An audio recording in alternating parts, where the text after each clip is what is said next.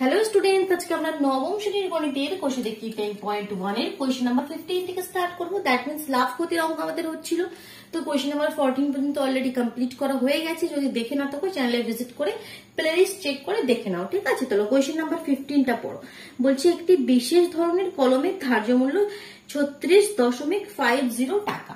তো একটা কলম আছে যার ধার্য মূল্য মানে কি, যেটা তোমাদের ওই লেখা থাকে, ঠিক আছে, তার উপর কিছু ছাড় দেওয়া হয়। তো সেই ধার্য মূল্য বলছে 36.50 এত টাকা। দ্যাট মিনস 36 টাকা 50 পয়সা।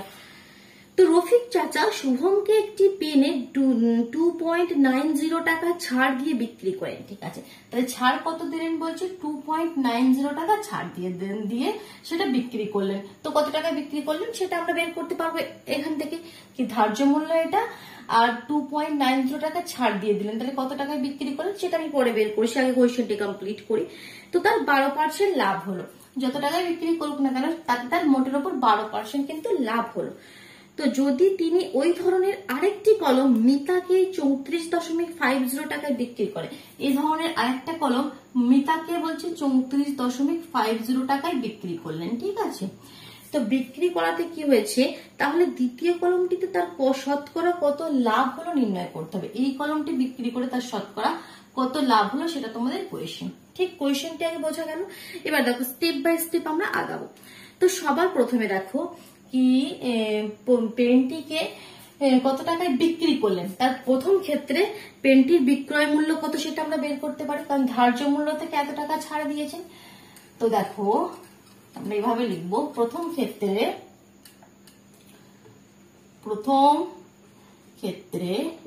পেনটির বিক্রয় মূল্য, তাহলে বিক্রয় মূল্য কত হবে 36.50 থেকে কত বাদ দিতে হবে, কত টাকা ছাড় দিয়েছে 2.90, ঠিক এত টাকা।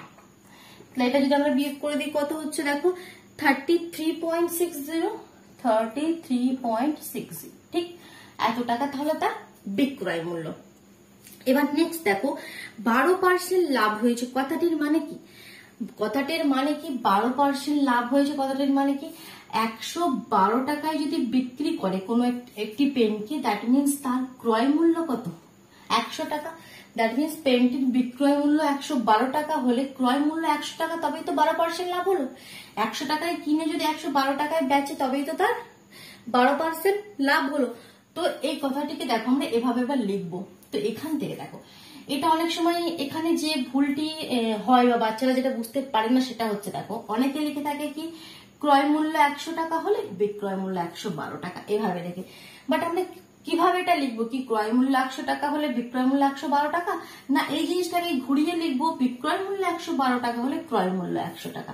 তো কোনটা আমাদের এখানে সঠিক হবে সেটা হচ্ছে সেকেন্ডটা। কারণ দেখো আমাদের এখান থেকে আমরা কি বের করতে পারবো, আমরা বিক্রয় মূল্যটা তো আমরা জেনেছি, ঠিক আছে, বিক্রয় মূল্যটা আমরা জেনেছি, দ্যাট মিনস ক্রয় মূল্যটা আমরা এখনো জানি না। তো যেটা বের করতে হবে সেটা সবসময় রাইট হ্যান্ড সাইডে রাখতে হবে।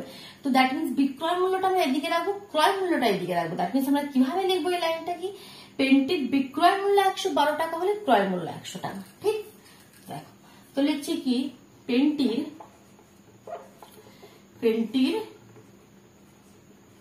বিক্রয় মূল্য 112 টাকা হলে ক্রয় মূল্য 100 টাকা, ঠিক?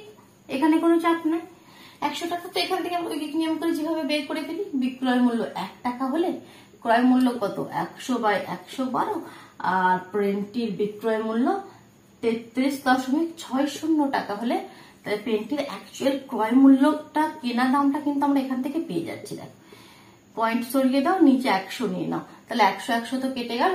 এবার তুমি 2 দিয়ে কাটতে পারো, আরামসে চলে যাবে। 2 দিয়ে 5 দুগুণে 10, 6 দুগুণে 12, 2 দিয়ে 2 1 2, 13, 6 দুগুণে 12, 16, 8 দুগুণে 16, 0, 8 দিয়ে চলে যাবে। দেখো একবারে 27 টা 56, 8 দুগুণে 16, 8 1 8 0, 7 দিয়ে চলে যাবে, 7 দিয়ে 3 7 21, 30। তাহলে পেনটির যেটা তোমার ক্রয় মূল্য কেনা দামটা 30, বুঝতে পারলে? কেনা দাম 30 টাকায় কিনে তাতে দাম ফেলে রেখেছে 36.50 টাকা, কিছু ছাড় দিয়ে সেটা 33.60 টাকায় বিক্রি করছে, ঠিক? তো এবার দেখো, তো পেনটির ক্রয় মূল্য আমরা জানা গেল। এবার মিতার কেসটা চলে আসো সেকেন্ড। তো মিতাকে কত টাকায় বিক্রি করেছে পেনটি? বলছে 34.50 টাকায়। 30 টাকায় কিনে 34.50 টাকায় বিক্রি করেছে। তো তাহলে সেকেন্ড ক্ষেত্রে, দ্বিতীয় ক্ষেত্রে তার লাভ কত হলো সেটা বের করি। তাহলে দ্বিতীয় ক্ষেত্রে কলমটিতে, দ্বিতীয় ক্ষেত্রে শুধু লাভ বলে লিখে দাও। দ্বিতীয় ক্ষেত্রে লাভ ইজ ইকুয়াল টু কত হবে? 34.50 মাইনাস 30, বিক্রয় মূল্য মাইনাস ক্রয় মূল্য, তাই তো? লাভ কি? বিক্রয় মূল্য মাইনাস ক্রয় মূল্য, দ্যাট মিনস 4.50, 4 টাকা 50 পয়সা। তাহলে তার এত টাকা লাভ হয়েছে। এবার কিন্তু এটা আমাদের অ্যান্সার হয়ে যেত যদি না বলতো শতকরা লাভ কত। কারণ কোয়েশ্চেনটিতে বলেছে কি, দেখো ভালো করে দেখো, দ্বিতীয় কলমটিতে তার শতকরা কত লাভ হলো। তো এটা হচ্ছে দ্বিতীয় কলমটিতে লাভ। বাট শতকরা বের করার জন্য শতকরার ফর্মুলা আমরা শিখেছি একদম ফার্স্ট ইন্ট্রোডাকশন ভিডিওতে আমি শিখিয়ে দিয়েছিলাম। তো অতএব শতকরা লাভটা বের করো। অতএব শতকরা লাভের কি ফর্মুলা? মোট লাভ ইন্টু 100 আপন ক্রয় মূল্য। এটা শতকরা লাভের ফর্মুলা, তাই তো? তো এটা ক্যালকুলেশন করো, কাটাকুটি করো, সরিয়ে দিলে তোমার 100 কেটে গেল, 0 কেটে গেল, 3 দিয়ে 3 1 3, 3 5 15 টাকা। শতকরা লাভ 15 টাকা। আর যদি এটা পার্সেন্টেজ দিয়ে লেখো বলেছি, তাহলে তোমাকে লিখতে হবে কি, love is equal to 15%। That means percent মানে কি? শতকরা লাভ। যখন শতকরা কথাটি লিখে দেবে তখন আর পার্সেন্টেজ দেবে না। যখন শতকরা কথাটি লিখবে না, শুধু লাভ ইজ ইকুয়াল টু 15%, তার মানে সেটা বোঝাচ্ছে শতকরা। নেক্সট দেখো, কোয়েশ্চেন নাম্বার 16 মুভ করছি। বোঝা গেল? কোয়েশ্চেন নাম্বার 15টা বোঝা গেল। তো সুন্দর করে নিজে হাতে কোয়েশ্চেন গুলি করবে কিন্তু, না হলে কিন্তু ক্লিয়ার হবে না। লাভ করতে কোয়েশ্চেন গুলো একটু বাচ্চাদের জটিল লাগে, তো প্র্যাকটিস করবে। দেখো 16 দাগের কোয়েশ্চেনটি পড়ছি। একটি পুস্তক প্রকাশক 2000 কপি বই ছাপানোর জন্য 3875 টাকার কাগজ কিনতে 3315 টাকা, ছাপাতে 810 টাকা বাঁধানোর জন্য খরচ করেন। আচ্ছা ঠিক আছে, তো টোটাল খরচ আমরা সেগুলোকে যোগ করে বের করতে পারবো কি 2000 কপি বই ছাপাতে কত খরচ হয়েছে সেটা আমরা বের করতে পারবো। যদি পুস্তক বিক্রেতাদের 20% ছাড় দিয়ে 20% লাভে বিক্রি করলেন, তাহলে প্রতিটি বইয়ের ধার্য মূল্য কত? দেখো কোয়েশ্চেনটি ভালো করে বোঝো। এখানে আমি ক্লিয়ার করে দিচ্ছি, অসুবিধা হলে পজ করে লিখে নাও। দেখো কি বলছে কোয়েশ্চেন নাম্বার 16, কি বলছে? 2000 কপি তুমি বই ছাপাবে, তার জন্য মোট খরচ কত হচ্ছে দেখো, 3875 টাকা, 3875 টাকা প্লাস তোমার 3315 টাকা, 3315 টাকা, আর কত বলছে, আরেকটা কথা বলছে 810 টাকা বাঁধানোর জন্য, 810 টাকা। তাহলে টোটাল 2000 কপি বই ছাপাতে কত খরচ আমরা বের করতে পারি। তো পাঁচে পাঁচে 10 শূন্য হাতে 1, 7 8 9, 10 শূন্য হাতে 1, 8 8 16, 16 17 19 20, শূন্য হাতে 2, 3 3 6 2 8। তো 2000 কপি বই ছাপাতে মোট খরচ কত? 8000 টাকা। 2000 কপি বই ছাপাতে মোট খরচ কত? দেখো 8000 টাকা। তো এখান থেকে আমরা বের করে নিতে পারি কি এক কপি বই ছাপাতে অ্যাকচুয়ালি খরচটা কত হচ্ছে, সেটা আমরা এখান থেকে বের করে নিই কি 1 কপি বই ছাপাতে কত খরচ হচ্ছে। তাহলে এভাবে লিখবে কি, এবার প্রসেসটা দেখো লেখার কি, 2000 কপি বই ছাপাতে মোট খরচ 8000 টাকা। তাহলে অতএব 1 কপি বই ছাপাতে মোট খরচ, যেভাবে আমরা করি ওই নিয়ম, 8000 বাই 2000, 3 শূন্য 3 শূন্য কেটে গেল, তাহলে 2 দিয়ে 4 দুগুণে 8 হবে, তাহলে 4 টাকা। ঠিক, তাহলে এখান থেকে 1 কপি বই ছাপাতে কত খরচ সেটা আমরা বের করে রাখলাম। এবার বলছে কি দেখো কোয়েশ্চেনটিতে বলছে কি, যদি 20% ছাড় দিয়ে, মানে ধার্য মূল্য কত সেটা কিন্তু বলে দেয়নি। ধার্য মূল্য যদি তুমি x টাকা ধরে নিলে, মনে করো ধার্য মূল্য মনে করো তুমি ধরে নিলে কি প্রতিটি বইয়ের ধার্য মূল্য ইজ ইকুয়াল টু x টাকা, এটা তোমরা ধরে নিলে।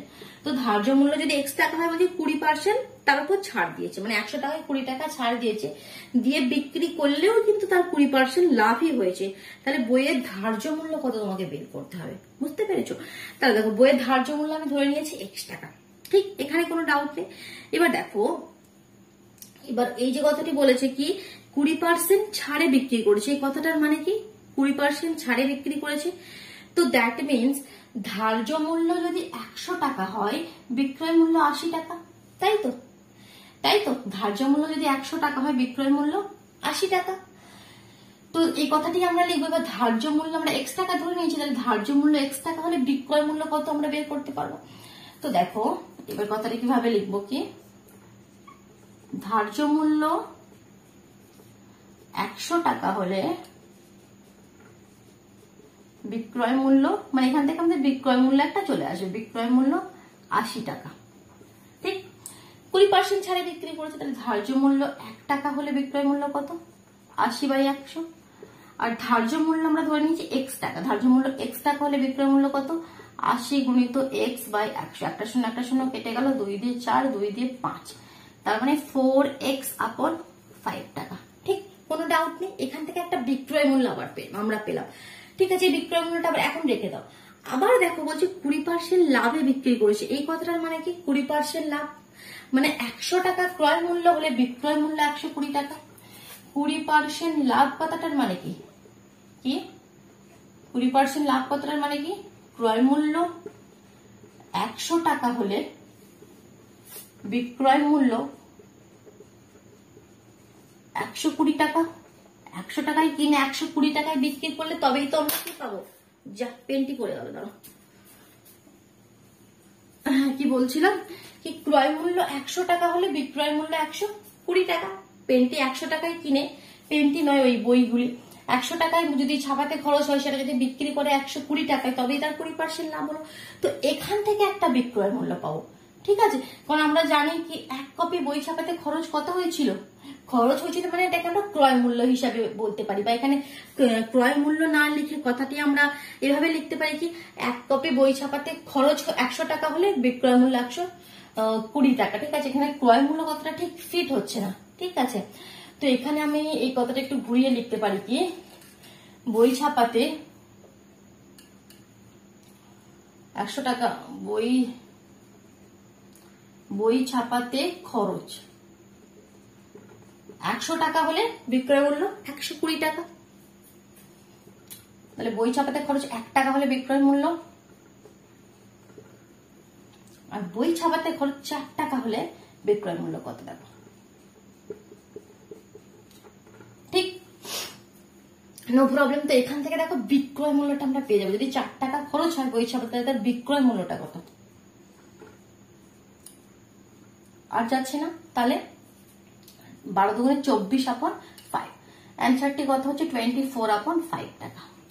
তো দেখো এটাও একটা বিক্রয় মূল্য, সেই বইয়েরই বিক্রয় মূল্য, এটাও কিন্তু ওই বইয়ের বিক্রয় মূল্য। তো দুটো বিক্রয় মূল্য পেয়ে গেলাম। তো দুটো কি হয়ে যাবে, প্রশ্ন অনুসারে দুটো সমান হয়ে যাবে, কারণ দুটোই তো বিক্রয় মূল্য।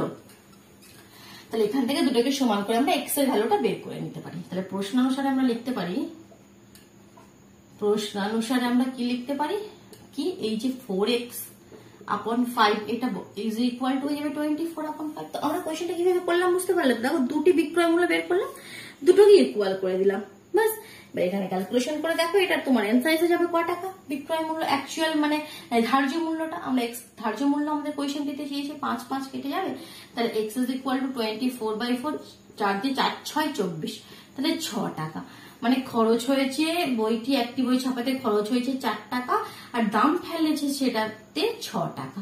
ঠিক আছে, তাহলে ধার্য মূল্য 6 টাকা। বোঝা গেল? যদি বুঝতে না পারো আবার রিপিট করো। ঠিক আছে, একটা কোয়েশ্চেন আমরা কিন্তু অনেক সময় একবারে ক্লিয়ার হয় না, সেটাকে যখন আরেকবার করবে সেটা দেখবে কনসেপ্টটা আরেকটু ক্লিয়ার হলো, আরেকবার করলে দেখবে সুন্দরভাবে পুরোটাই ক্লিয়ার হয়ে যাবে। তো একটি কোয়েশ্চেনকে একবারে যখন ক্লিয়ার না হবে সেটাকে 2বার 3বার দেখো। ঠিক আছে, তো দেখো নেক্সট আরেকটি কোয়েশ্চেন করি। কোয়েশ্চেন নাম্বার 17, হাসিমা বিবি দুটি হস্তশিল্পের প্রত্যেকটি 1248 টাকায় বিক্রি করলেন। ঠিক আছে, দুটো হস্তশিল্প আছে, প্রত্যেকটিকে দেখো কোয়েশ্চেনটি পড়ার সাথে সাথে আমি এটা এখানে করে দেখাচ্ছি তোমাদের কি ব্যাপারটা কি বলছে।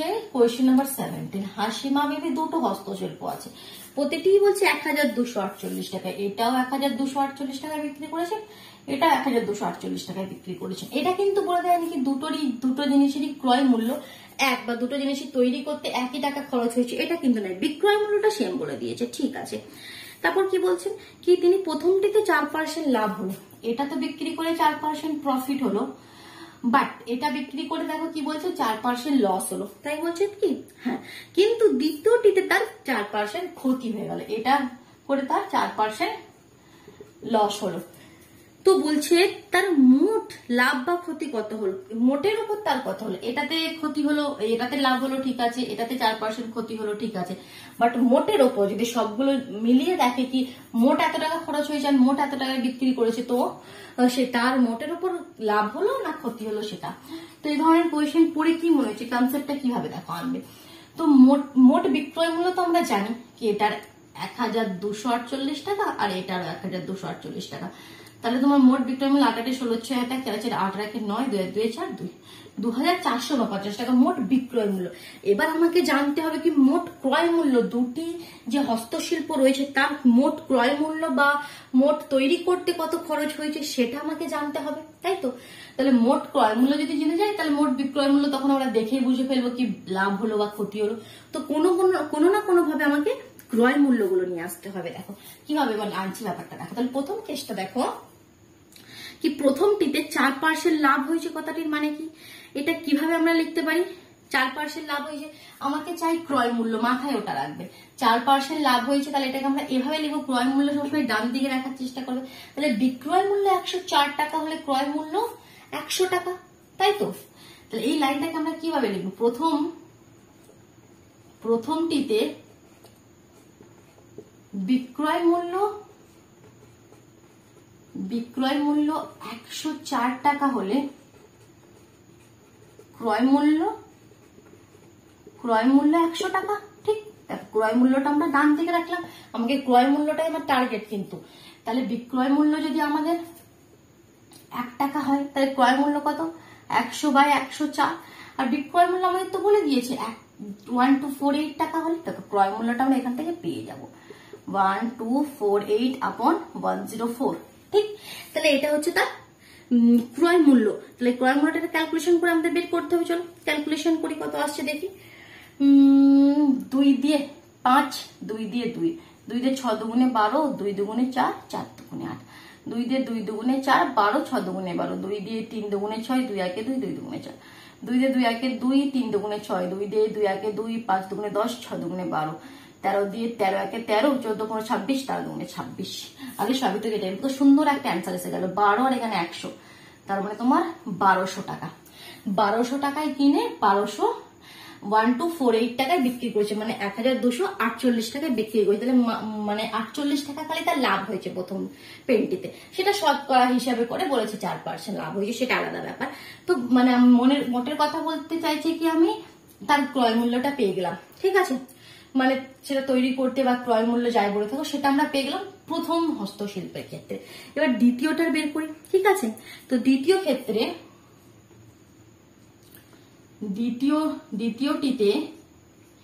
দ্বিতীয়টিতে কিভাবে লিখবে 4% লস হয়েছে সেই কথাটাকে কিভাবে লিখবে যাতে ক্রয় মূল্যটা পেয়ে যাও। মানে বিক্রয় মূল্য 96 টাকা হলে ক্রয় মূল্য 100 টাকা, বিক্রয় মূল্য 96 টাকা হলে ক্রয় মূল্য 100 টাকা, তবেই তো হবে। 100 টাকায় কিনে 96 টাকায় বিক্রি করেছে, মানে কি 4 টাকা ক্ষতি হয়ে গেছে।